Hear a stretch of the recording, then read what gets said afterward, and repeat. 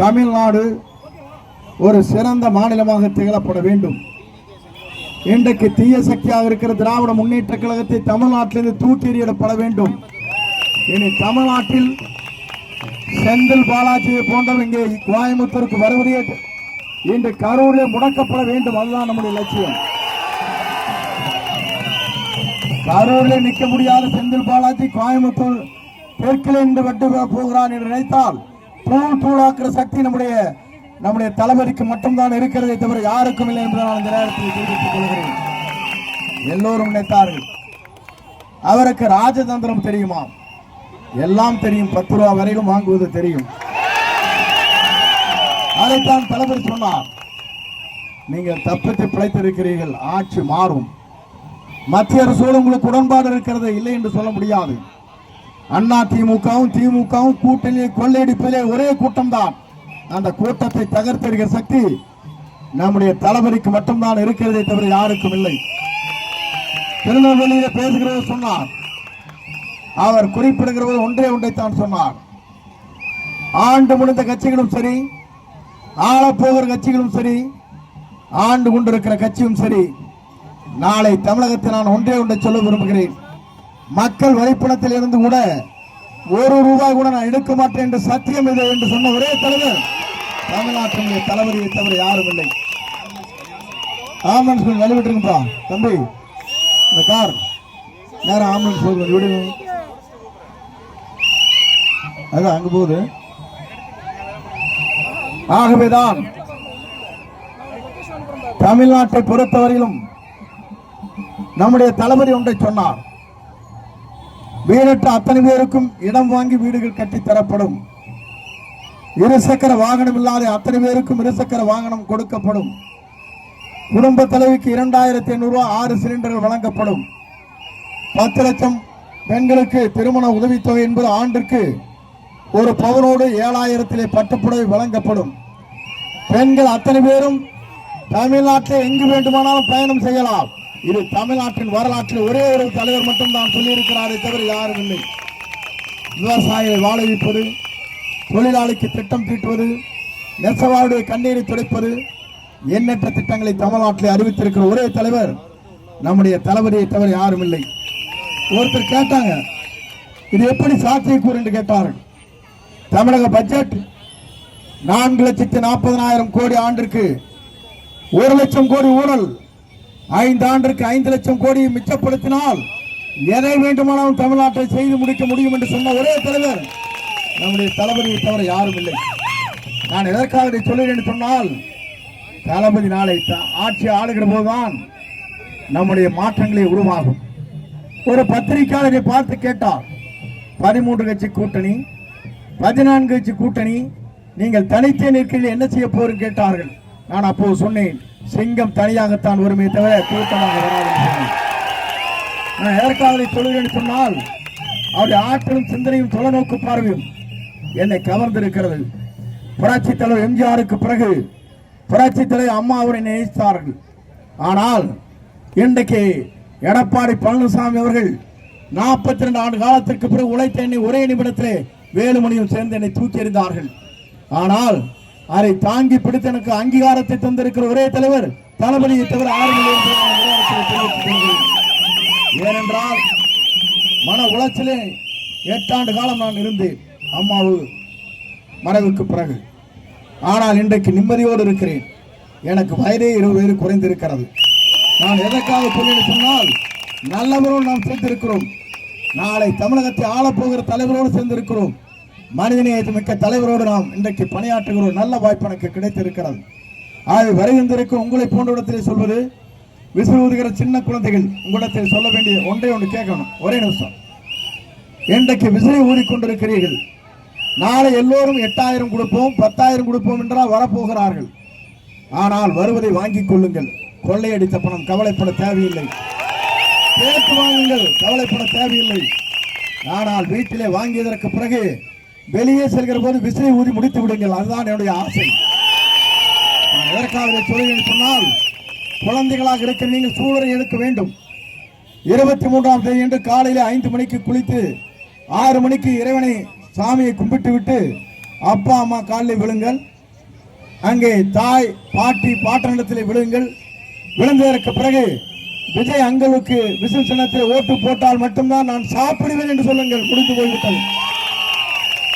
அப்பதான் நான் சாப்பிடுவேன் என்று சாப்பிட மாட்டேன்னு சொல்லி முடிஞ்சு போச்சு கதை. 90% நமக்காகத்தான் வரும். குழந்தை சாப்பிடவில்லை என்று சொன்னால் சாப்பிடுவதற்கு விசில் சின்னத்தை வைத்துத்தான் நான் சாப்பிடுவேன் என்று சொல்ல குழந்தைகளும் இருக்கிறது.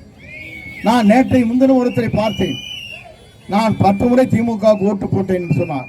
இப்போது என்ன செய்ய போகிறேன் கேட்டேன். என் பேத்திங்கிட்ட சத்தியம் வாங்கிட்டா நீ ரிசல்ட்டுக்காக போட போறேன்ட்ட.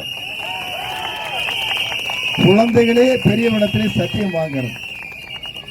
ஏனை சொல்கிறேன் சொன்னால், தமிழ்நாட்டின் வரலாற்றில், இந்திய துணைக்கண்டத்தின் வரலாற்றில் நம்முடைய வெற்றி தலைவருக்காக வாக்களிப்பதற்கு அண்டை நாடுகளிலிருந்து 3 லட்சம் பேர் இன்றைக்கு பயணம் மேற்கொண்டு இங்கே வருகிறார்.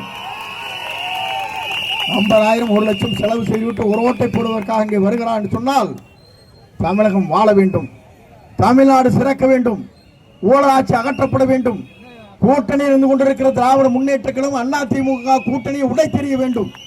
ஏனென்று சொன்னால் இரவு நேர கூட்டணி, பகலே சண்டை, இரவிலே கூட்டணி. இது ஒரு கட்சி. நான் கேட்கிறேன், தமிழ்நாட்டின் வரலாற்றில், இந்திய துணைக்கண்டத்தின் வரலாற்றில் அண்ணாமலை என்னடா பாவம் பண்ணாரு? நான் கேட்கிறேன். பிஜேபிக்கான கொஞ்சமா ரோசமான இருக்கலாம். ஒரு ஐபிஎஸ் அதிகாரி தன்னுடைய தலைவர் பதவி எடுத்தால் மட்டும்தான் நான் உங்களோடு கூட்டணி வைப்பேன். ஏயா, மாற்று கட்சியில் இருக்கிற எடுத்தா கூட்டணி வைக்கிற ஒரே தலைவர் துரோகி பழனிசாமியை தவிர யாராச்சும் இருக்காங்களா? நான் கேட்கிறேன். பழனிசாமியை பற்றி சொல்லணும்னா அந்த வாய்ப்பு எனக்கு கிடைச்சது. நானா முதலமைச்சர் அவராங்கிறது. ராத்திரி கொஞ்சம் பொட்டி போய் சேர்ந்துடுச்சு, முடிஞ்சு போச்சு, எனக்கு கதை முடிஞ்சு போச்சு. பொட்டி என்கிட்ட இருந்தா நான் தான் முதலமைச்சர். இன்னைக்கு பழனிசாமி வர்றாரு. எப்படி வந்தான்னு சொன்னா, நம்முடைய சின்னம்மா சசிகலா என்னிடத்தில் இரவோடு இரவாக பேசினார்கள். என்ன செய்வது என்று கேட்டார். கட்சி உணர்ந்து விடக்கூடாது, அவரே அனுமதியுங்கள் என்று சொன்னேன். அப்போது வேலுமணி ரூமில் கொண்டு எனக்கு தான் கிடைக்கிட்டு போன்றது. அவருக்கு வெளியே வரமாட்டார். இந்த அம்மா தோல் கையை போட்டு சொல்றதுக்கு முன்னால திடீர்னு ஒருத்தர் விழுந்தார் கீழே. நான் அப்பதான் அவைத்தலைவர். தடான்னு சேர தள்ளி போட்டேன். யார் அப்பா விழுந்திருக்கான்னு பார்த்தா மலைப்பான் பாட்டு விழுந்து இந்த இருந்து நினைஞ்சு அந்த வர காலை பிடிச்சு விடவே இல்லை. உடப்பாய் பழனிசாமி எந்திரினார். ஆனால் 6 மாத காலத்திற்கு பிறகு அவரை பேசிய பேச்சுக்கள் சாதாரணமானதல்ல. இவரா என்னை கொண்டு வந்தால் இவள் யார்?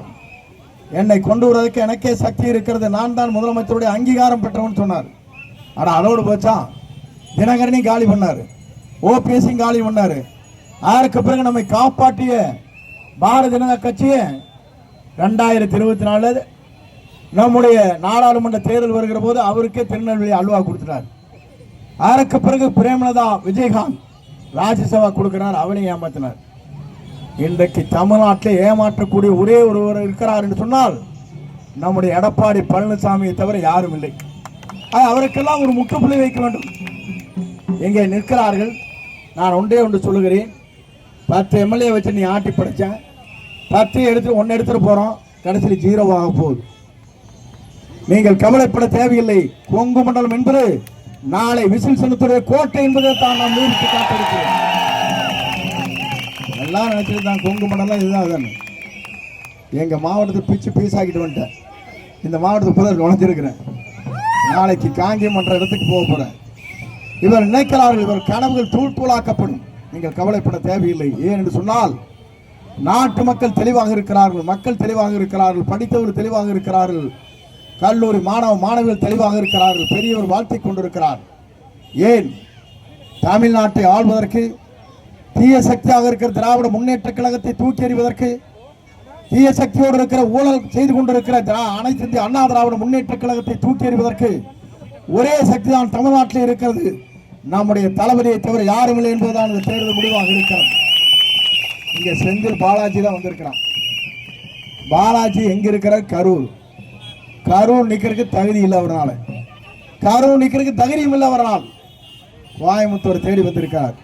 கோவை இருப்பவர் தெரியும், யாருக்கு ஓட்டளிக்க வேண்டும் என்பது தெரியும். அதே போல நீ வந்த நாடு என்ன ஆகும்? சட்டனுக்கு சரியாக இருக்கிற போதா லஞ்ச லாவணி மிதக்குமா மிதக்காதா? கொள்ளையடிக்கிற கூட்டத்தை நாட்டிலிருந்து விரட்டுகிற தேர்தல் தான் இந்த தேர்தல். நமக்கு கிடைத்திருப்பது அங்கே செந்தில் பாலாஜி, இங்கே கிடைத்திருப்பது செந்தில் கோட்டீஸ்வரன். இவர்தான் வெற்றி பெற வேண்டும். இவர் நல்லவர், வல்லவர். எங்கள் பகுதியில் பல நாட்கள் நான் அவரை பார்த்திருக்கிறேன். என்னை பொறுத்தவரை இங்கே வந்திருக்கிற கூட்டத்தை பார்க்கிற போது, நாம் வெற்றி விழா கூட்டத்தை காணுகிற போதுதான் இது வேட்பாளர் கூட்டம் அல்ல, வெற்றி விழா கூட்டமாக இங்கே இருக்கிறது. ஏனோ சொல்லுகிறேன் சொன்னால் மாற்றங்கள் இருக்கிறது, அங்கே ஏமாற்றங்கள் இருக்கிறது. எல்லோரும் நினைத்தார்கள் பணத்தை வச்சுட்டு ஆட்சி மாத்திக்கலாம், இனி நடக்கவே நடக்காது. மக்கள் தெளிவாக இருக்கிறார்கள்.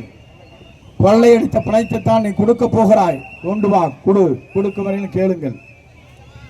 ஏன்னா நிறைய வச்சிருக்காங்க டோக்கனை பூரா நீங்க வாங்கிக்கங்க. கடைக்கு போங்க, 2000 8000 டோக்கன் கொடுத்தா இன்னொரு டோக்கன் வாங்கி சேர்த்து 16000. கடைசியில் ஊழல் பணம் உள்ளது. நீங்க அதற்கு பிறகு என்ன செய்ய வேண்டும் என்று சொன்னால், தீர்ப்பு என்பது நம்முடைய தமிழக வெற்றி கழகத்தினுடைய தலைவர் தமிழ்நாட்டை ஆள வேண்டும் என்ற தீர்ப்பு தான் நம்முடைய விசில் தினத்திலே வாக்களிப்போம்.